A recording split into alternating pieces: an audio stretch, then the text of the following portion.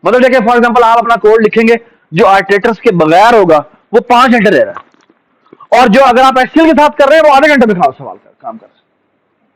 ठीक है ना। फिर उन्होंने और भी बहुत ज्यादा ऑप्टिमाइजेशन स्कीमें की, मैंने एक ऑप्टिमाइजेशन दिखाई है। ठीक है, अगर आप बहुत अच्छे लेवल पे काम करने की कोशिश करेंगे, डेटा एचएफ का पोर्ट पढ़ेंगे, तो आपको पता लगेगा कि there are so many few beautiful things जो कि वो करते हैं, पैरेलल कंप्यूटेशन को फिगर आउट करते हैं। There are so many amazing things जो कि इसके बैकग्राउंड में इंप्लीमेंट हो जाती है। ये बात समझ। आई होप यू अप्रिशिएट कि ये सब क्लासेस का आइडिया कितना पावरफुल आइडिया। ठीक है ना। अगर आप अलग लिखते हैं, आपको इसमें फ्रेंड बेसिकली आपको टेम्पलेट बेस्ड, अगर आप देखो ना, मैंने आपने कहीं मुझे बताओ, मैंने कहीं आर्टिट्रेटर में जाके लिखा? ये देखें, सब क्लास बनाने का एक और बहुत बड़ा फायदा, ये देखें, यहां आपने लिखा ना, क्या लिखा? मैं लिखा फ्रेंड बना दो इस क्लास को। किस क्लास को? इस ग्रोएबल अरे क्लास को, है ना। इसका फ्रेंड बना दो। वहां आप जाके अगर आपने अलग अलग क्लासें बनाई होंगी ना, तो पहले आपको उसकी क्या लिखनी पड़ेगी? पहले आपको बताना पड़ेगा वो जो ग्लोबल एरे क्लास है वो कहीं तुम्हें मिल जाएगी, उसकी फॉरवर्ड डिक्लेरेशन करनी पड़ेगी। फिर आपको ये भी बताना पड़ेगा कि फॉरवर्ड डिक्लेरेशन भी होगी, लेकिन वो टेम्पलेट भी होगी, तो ऊपर आपको टेम्पलेट भी लिखना पड़ेगा। फिर आपको वो सिंटेक्स भी देखना पड़ेगा कि यार वो टेम्पलेटाइज फॉरवर्ड डिक्लेरेशन कैसे होती है ना। फिर आपको एक और काम करना पड़ेगा, अंदर में जाके लिखना पड़ेगा भाई ये वाली जो क्लास है ये भी टेम्पलेट है। ये बात समझ। अब सब क्लासेस के साथ इंप्लीमेंट करने का फायदा क्या है? आपने कहा कि जो बेस क्लास है आपकी, जो ऊपर वाली पेरेंट क्लास, वो जेनेरिक है, इसकी तमाम नीचे वाली क्लासेज जो हैं वो भी उसी टेम्पलेट टी को यूज कर रही हैं। क्या मतलब है इसका? कि जो भी आपने पेरेंट वाली जो क्लास है उसको जिस डेटा टाइप का बनाया होगा, सब क्लासेस सारी की सारी उसी डेटा टाइप की बन जाएगी। ये बात समझ। आपको हर एक को अलग अलग बताने की जरूरत नहीं। ये बात समझ। It's fantastic idea. अदरवाइज होगा ये कि आपको हर सब क्लास के लिए दोबारा से बताना पड़ेगा, भाई ये भी टेम्पलेट क्लास है, भाई ये भी टेम्पलेट क्लास है, भाई ये भी टेम्पलेट क्लास है। आपको यहां बताने की जरूरत नहीं। ये बात समझ। ठीक है। So far so good, everybody understand, and I hope you also understand कि ये जो लाइन लिखी है, ये जो लाइन इसमें ना आपको लिखना पड़ता है ग्लोबल अरे के अंदर जो ये वाला इटरेटर है, मैं इसका ऑब्जेक्ट बना रहा हूं, है ना। इसका शॉर्टकट ये कि आप यहां पर लिख देते हैं ऑटो। ठीक है। ये बात समझना। सो फार सो गुड। ठीक है। सो ऑटो का मतलब जो मेरी राइट साइड की डेटा है वही मेरी डेटा। ठीक है। सो अगर आप पुरानी C++ की किताबें उठा के देखें ना, तो वहां पर ये आर्टिट्रेटर्स भरे पड़े होते हैं। सिंटेक्स के अंदर इनकी जो भी सिंटेक्स होते हैं उसमें आपको पुराने कोड भी जो मिलेंगे ना, उसमें यही लिख मिलेगा कि फलानी लिस्ट का फलाना आर्टिट्रेटर मैं बना रहा हूं, और उसकी डेटा टाइप भी बतानी पड़ती है। यहां पर आप सिर्फ लिखते हैं डिक्लेरेशन के बाद, आप जो बता देते हैं कि ये क्लास मैं इस टाइप की बना रहा हूं। अगर मैंने उसका आर्टिट्रेटर यूज करना है, आप सिंपल लिखते हैं ऑटो आई, यहां पर उसका बिगिन से इनिशियलाइज करते हैं, done. Okay, you are done with this. ये बात सुन रहे? ठीक है, सही है। So far so good, everybody understand? कोई इशू तो नहीं? ठीक है। सवाल आपका?